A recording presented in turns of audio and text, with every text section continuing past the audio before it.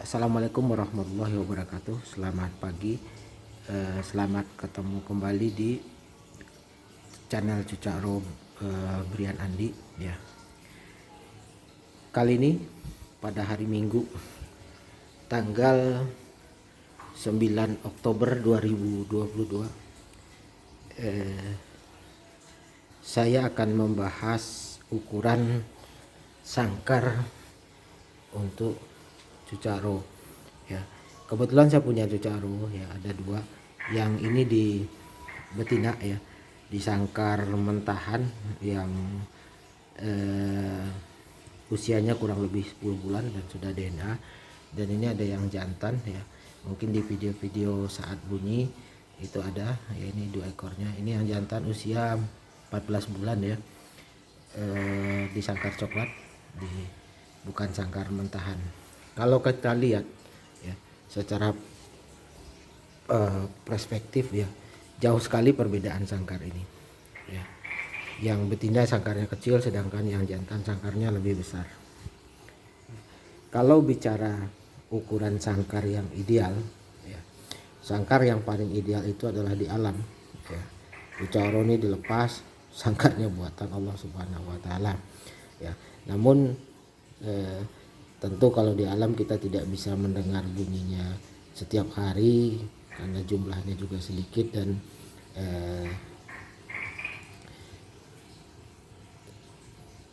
ditangkap orang kalau ada. Kemudian sangkar yang paling ideal sebenarnya adalah sangkar yang cukup besar ya bagi burung. Namun kalau selain dari alam, namun tentu tidak semua teman-teman mempunyai lahan yang cukup untuk membuat kandang atau sangkar apiari yang cukup luas, mungkin karena keterbatasan dana dan keterbatasan lahan, akhirnya dirawat di dalam sangkar gantung seperti yang Cucaro saya 2 ekor ini ya. Cucaro sangkar yang paling standar atau paling minim menurut saya untuk 1 ekor adalah ukuran panjang sangkarnya 40, lebar sangkarnya juga 40 paling minim. Namun paling bagus itu adalah paling minim lebarnya 40, panjangnya 42. Sementara untuk tingginya itu berkisar antara 60 sampai 70. Paling bagus sebenarnya 70. Sekarang ini untuk bermodel macam sangkar di pasaran atau di penghobi yang juga pengrajin sangkar sangat banyak sekali ragamnya, termasuk untuk Cucaro mulai dari yang sangkar jeruji biasa jaraknya 1 cm sampai dengan jeruji rapat untuk Cucaro tangkapan hutan yang masih liar yang jaraknya 3 mm atau 2 mm ya. Kalau kita memilih sangkar, kunci yang paling penting adalah selain dari panjang dan lebar, kemudian tinggi. Untuk tinggi jangan keliru ya. Jangan keliru mengukur tinggi untuk kebutuhan sangkar Cucaro bukan diukur dari kaki atau paling bawah sampai ke atas, namun diukur dari dasar sangkar. Kalau di sini yang terlihat adalah yang ada karpetnya sampai ke puncak sangkar paling tinggi ya, jangan sampai keliru. Ini untuk memilihnya pilihlah yang seperti itu. Kemudian ada lagi yang berpendapat saya suka sangkar bulat, bagusnya sangkar bulat atau sangkar kotak ya. Bagusnya sangkar bulat atau sangkar kotak, itu juga ada pertanyaan disampaikan ke saya. Namun menurut saya untuk model sangkar itu terserah. Jika misalnya ya, teman-teman pencinta Cucaro senang dengan bentuknya segi 6, kalau dijual ya monggo pakai aja yang segi 6. Ada yang bilang sangkar murai bagus enggak? Ya tergantung, tidak ada patokan yang pasti tentang bentuk sangkar, namun ukuran sangkar yang memang perlu pikirkan cukup luas untuk cucak roh ini kita bergerak setiap hari.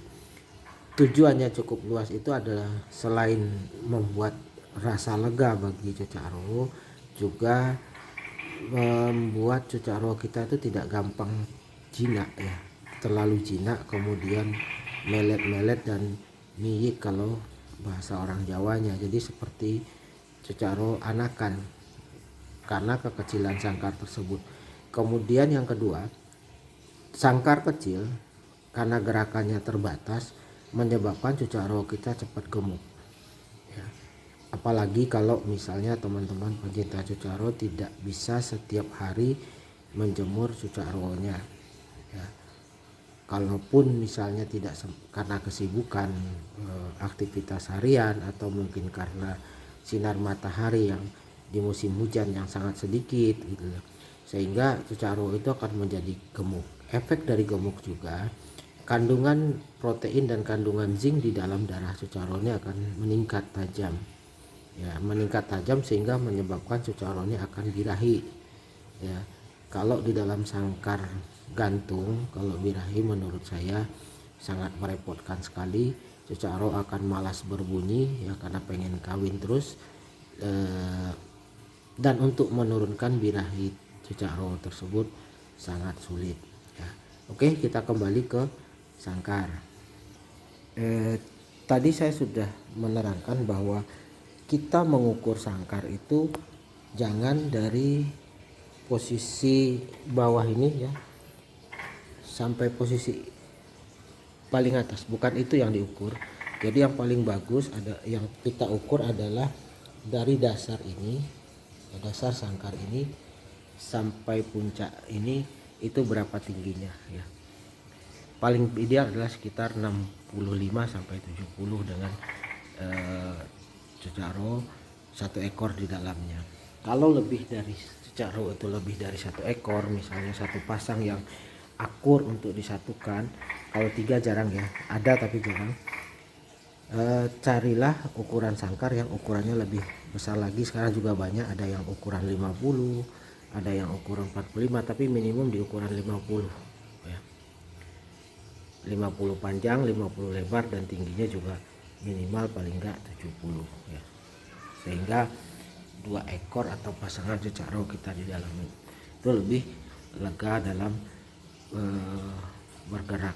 Dan umumnya mungkin bisa teman-teman amati nanti ya, ketika cucak rohnya punya sangkar yang agak kecil seperti punya saya ini, setelah rekan-rekan pindah ke sangkar yang agak lebih besar itu cucak rohnya insya Allah akan lebih rajin berbunyi dibanding dengan sangkar yang kecil ya, karena keleluasaan beraktivitas tadi ya.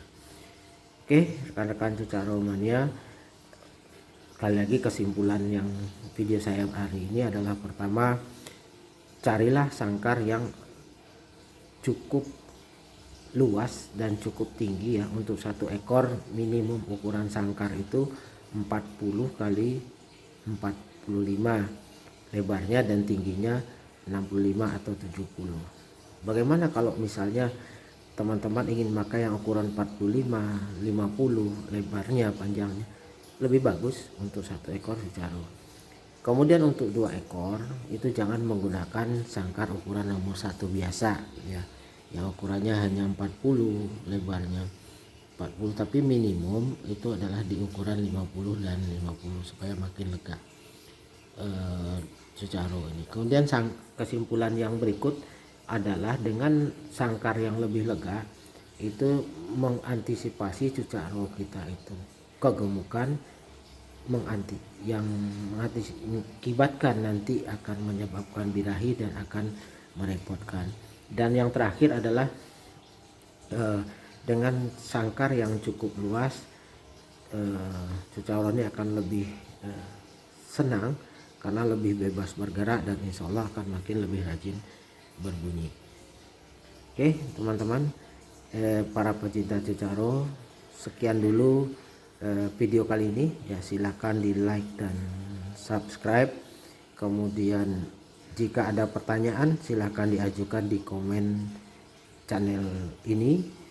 Insya Allah akan saya buatkan video, tapi mohon maaf karena banyak kesibukan lainnya sehari-hari, saya hanya bisa membuatkan video itu di hari-hari libur saja. Oke, terima kasih. Assalamualaikum warahmatullahi wabarakatuh. Selamat menikmati hobi-hobi kita. Selamat siang dan selamat bertemu kembali di tutorial berikut.